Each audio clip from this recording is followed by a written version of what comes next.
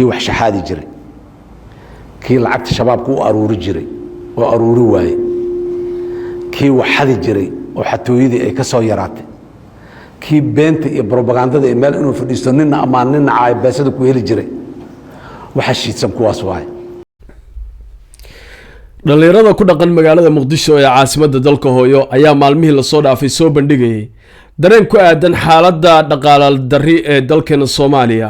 taas oo ay dhalinyaradu sawiro ku cabireen dareenkooda ku aadan shiidka busaaradda iyo sidoo kale dhaqaale yarida ka jirta dalkeena Soomaaliya xilli ay Xasan Sheekh Maxamuud iyo kooxda Damul Jadiid ay guranayaan dhaqaale wixii waddanka yaalay madaxweynaha Soomaaliya sida musuqmaasuqa ku yimid isla markaana aysan jeclaysan shacabka Soomaaliyeed ee daalka diifta iyo sidoo kale diihaalka baday ayaa jimcadii la soo dhaafay waxa uu mar kale sidii caadada u ahayd ka kacay masaajidka masjidu jaamaca madaxtooyada ama masaajidka madaxtooyada Soomaaliya isagoo halkaas ka soo jaafeeyay dhalinyarada Soomaaliyeed sida codka aad ku soo dhageysateen waxa uu ku tilmaamay dhalinyarada Soomaaliyeed saddex qaybood inay ahaayeen awalba kuwa argagixisada dhaqaale oo aruuriya kuwa shaxaad ku nool iyo sidoo kale kuwa kale oo mashaqaystayaal ah ama kuwa propagandada waxa weeyaan soo bandhiga oo madaxda propagandada dacayadeeyo waa sidoo isagu ula jeeda hadalkiisa xisbiga himilo qaran ee uu gudoomiyaha ama ayraahda mas'uulka ugu sareeya murashaxa ka yahay madaxweynihii hore ee Soomaaliya mudane Shariif Sheekh Axmed ayaa waxa ay ka soo saareen qoraal maalinkii shalay ahaa taas oo ay canaan adag hawada ugu mariyeen Xasan Garguurte hogaamiye manaxa ah aan u turin shacabka isla markaana dhibaato baan ku hay dadka Soomaaliyeed xoolahoodii markii uu gurtay ay ka cawdeena digasho iyo sidoo kale ugu dareecay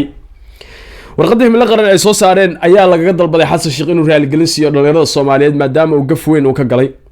sidoo kale waxa markaasi warqadda lagu tibaaxay xaaladda dhaqaale darri ee dalka ka jirta inay tahay mid waaqic ah oo dhab ah isla markaana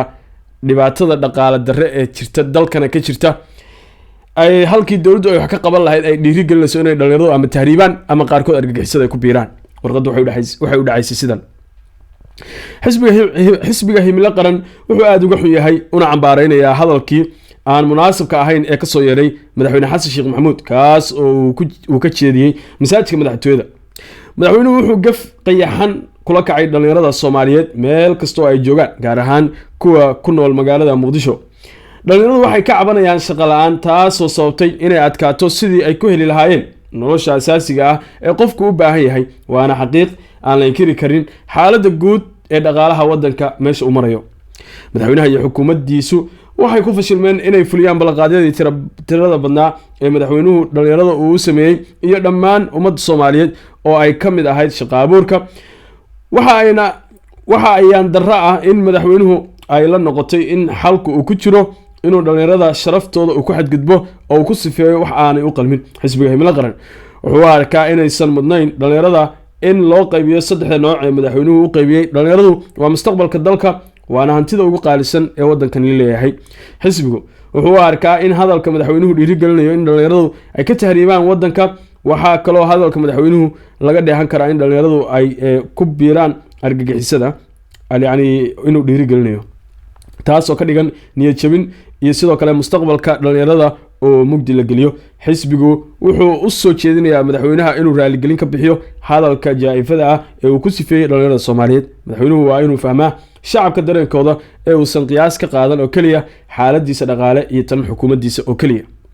ugu dambeyntiina xisbigu wuxuu dhalinyarada Soomaaliyeed u soo jeedinayaa in ay laba jibaaraan dadaalkooda ay ugu jiraan horumarinta dalkooda iyo kaalintooda ay ku leeyihiin dib u dhigista dalka una adkaystaan duruufaha adag ee ay ku nool yihiin xisbigu wuxuu u rajeynayaa dhalinyarada Soomaaliyeed mustaqbalka dhow xisbigu wuxuu u rajeynayaa dhalinyarada Soomaaliyeed mustaqbal dhow oo ifaya xisbiga himilo qaran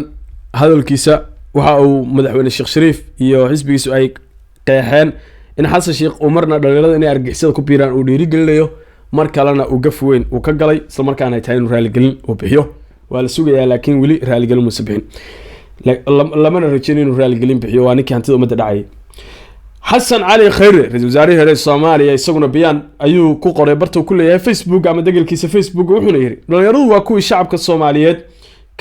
ka kor qaaday heeryadii gumaysiga ee dalka u horseeday xorriyadda iyo midnimada lafdhabarna u ahaa hayaankii dowladnimada weligoodna u taagnaa dhismaha iyo horumarka dalka maantana ku sugan furimaha dagaalka si ay u ciribtiraan khawaarijta. dhalinyaradu marti kama ahan Soomaaliya ee waa milkiilayaasha dalka iyo madaxda mustaqbalka dhow halkii ay dawladdu rajo iyo shaqo abuur u sameyn lahayd markii ay cabireen duruuftooda iyo shaqo la'aanta haysa. waxaa nasiib daraa in madaxweynaha dalka uu ku tilmaamay inay yihiin dad baada u aruuriya argagixisada shahaad iyo propaganda lacago ku heli jiray. waxaa madaxweynaha ugu baaqayaa inuu dhalinyarada ka raaligeliyo gafka iyo jaa'ifada uu kula kacay si mas'uuliyad iyo xilkasnimo lehna u dhageysto codka dhalinyarada kana jawaabo dayaca iyo duruufaha xanuunka badan ee ay ka cabanayaan. Ra'iisul Wasaarihii hore ee Soomaaliya Xasan Cali Khayre ayaa isaguna hadalkaas ku tiraabay. haddaba dhalinyarada Soomaaliyeed ayaa si weyn uga xanaaqday hadalkii dacdaasiga ahaa ee ka soo yeeray nin ummadda Soomaaliyeed hantideeda urursaday isla markaana ka soo dacdacsanaya masaajidkii ama beedkii Ilaahay ee madaxtooyada ku yaalay halkaas oo meesha uu dadka ka soo caaya kana Soomaago. siyaasigan manxaha ayaan damiirka lahayn ayaa madaxweynaadkiisii labaad waxa uu si haleel musuqmaasuq ku jiro oo ku qabtay xilka sanadkii 2022 May 2 sano iyo bilooyin yar oo uu joogay ayuu dadka Soomaaliyeed qaaq kaga siiyay waxa uu biliqo iyo boob ugu jira iyo aruursi hantidii ummadda Soomaaliyeed hooyooyin la barakiciyo oo cagaf la geliyo dad salaada subax inta aan la gaarin lagu soo kalaho iyo sidoo kale ummad la dhaco waa waxa astaanta waa xukuumadda Damul Jadiid ee ugu weyn yahay Xasan Sheekh Maxamuud xoolo urursi tacbasho iyo sidoo kale gurashada xaaraan ama wax ummadda ka dhaxaysay oo la gurto la lunsado ayuu Xasan caado u leeyahay labadiisii madaxweynaad 2012 iyo 8 February 2017 intii la soo gaaray ay shacabka Soomaaliyeed diihaal iyo dawlad la'aan kulul ay la kulmeen taas oo ay sanadahaasi ku jireen muddadii ugu xumeed mar kale ayay dhibaatadii ku soo noqotay. labadii xilli ee uu Xasan Sheekh dalka hogaaminayay dagaal sokeedyada ama dagaalada qabiilada Soomaaliyeed u dhaxeeya ee deegaano badan ka qarxay kuwaas oo gobolada kala gedisan ee dalkeena Soomaaliya ayaa cirkaas isku shareeray dhiiga daadanaya shacabka Soomaaliyeed wuxuu ahaa mid si laba jibaarmaya maxaa yeelay hubka ay ka ganacsadaan kooxda Damul Jadiid qayb ayayna ka yihiin dagaalada oo ay dhinacyo kala taageeraan. Xasan Sheekh Maxamuud ayaa sidoo kale waxa uu caan ku noqday barakicinta iyo boobka ummadda Soomaaliyeed gaar ahaan bahda ama bulshada ku dhaqan caasimadda oo ah dhibanayaasha koowaad ee markasta la kulma dhibaatada iyo dharbaaxooyinka ugu daran ee Xasan Sheekh Maxamuud. hadda Soomaaliya waxay rabtaa isbedel kacdoon dhalinyaro ayaana la dareemayaa mudaharaadyo ayaana gilgili doona sida la rajeynayo maalmaha soo socda magaalada Muqdisho abaabul dhalinyaro kulamo qarsoodi ah iyo suucitaano dhalinyaro ayaa haatan ka soconaya gudaha dalka iyo dibadda iyadoo dhalinyarada Soomaaliyeed ay ka tashanayso waxay ka yeeli lahaayeen Xasan Garguurta iyo sida ay uga saari lahaayeen filada Soomaaliya ee uu xoolahoodii ku dhex cunayo waa ummadda Soomaaliyeed. si kastoo ay ahaataba hadaladii digashada iyo gardarrada iyo sidoo kale naxariistarada weyn xambaarsanaa ee Xasan Sheekh Maxamuud ayaa markaasi lagu dhaliilaya dhalinyarada Soomaaliyeed inay ayagu isbadeen in halka uu Xasan Sheekh Maxamuud la soo gaaro. waxaana dhalinyarada Soomaaliyeed tusaale loogu soo qaatay inay eegaan dhalinyarada Kenya oo maalmo dhan gacanta ku hayay ammaanka guud ee dalkaas isla markaana ku qasbay William Ruto iyo xukuumaddiisa inay u hoggaansamaan waxa ay doonayaan dhalinyarada reer Kenya. sidoo kalena dhalinyarada Bangladesh ayaa ku guuleystay in ay xukuumad musuqmaasuqaysatad ahayd oo 15 sano dhiiga dadkaas shaqaysay in ay iska ceeriyaan. waxaana loo baahan yahay ayaa la leeyahay shacbiga sharafta leh ee Soomaaliyeed uguna horeeyaan dhalinyarada oo 75% dalka ka in ay la xisaabtamaan Garguurta iyo kooxaha markaasi aafada ah ee dalkii ku habsaday ee uu hormuudka u yahay kuwaas oo shacabka Soomaaliyeed hantidoodii iyo waxay ay lahaayeen intay dhaceen haddana ay iyo jaa'ifo ugu soo daray.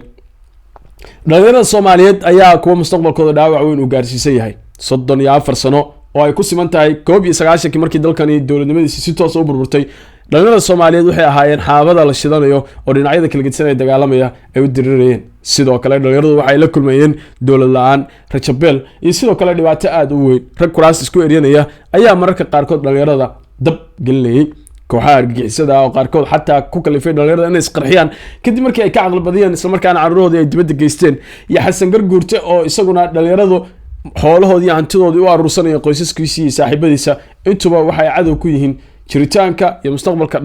dhalinyaraduna waa waxa markaasi loo baahan yahay inay hogaamiyaan amaba ay jaangooyaan siyaasadda iyo masiirkooda mustaqbalkooda maadaama cidda ugu badan ee dhibanaha waa dalka Soomaaliya ay iyaga tahay. markay iyaguna noqdaan dhibanayaal ayaa waxaa sidoo kale dhibanayaal la ah waalidiintii dhalay ama kuwii soo barbaariyay duurfahaadka ku soo koriyay. dhalinyarada Soomaaliyeed ayaa hadda wada kacdoon shacab waana kii galaafa lahaa ayaa la leeyahay damul jadiid iyo sidoo kale kooxdan qowleysatada ah ee manaxyaasha ah ee ka qaylaysiinaya shacabka Soomaaliyeed hooyooyinka dumarka maxaasta maatida oo ay ugu daadanayaan hantida ummadda ka dhaxaysay kana kacsanayaan xoog uga qaadanayaan fikirkaaga muuqaalka sii share garee